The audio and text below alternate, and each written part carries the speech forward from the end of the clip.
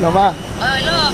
Ma, ako pa doon nakuli. Oh, nagitong ba? Maugani dong. Abi ni mo dong. Inaiglan ka ni mo. Mag-uul ko dong eh. Kay, inikanan ba yapon sa bation? Umulir lagi ko, estudyante kay gabot. Tinuon gini dong. Magkuang ko dong.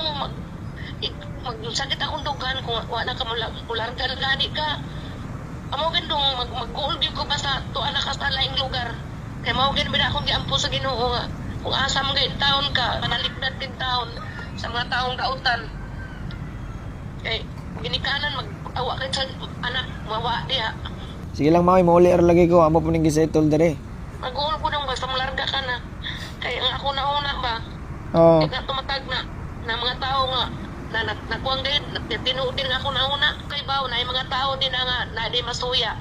Oo. Tapos kadagan sa tao, di bita kay baw kung naabaday nasuya sa imo nga dili ang tanan tao nga nagtanaw sa imo. Sige lang, ma. Sige lang, ma. Alam mo, kabalaka di, ma. Umulir lagi ko, ugma. Or karumbang hapon ka. Depende ani, amo sa ni settle dire. Alam mo, kabalaka di, ma. Umulir lagi ko pohon.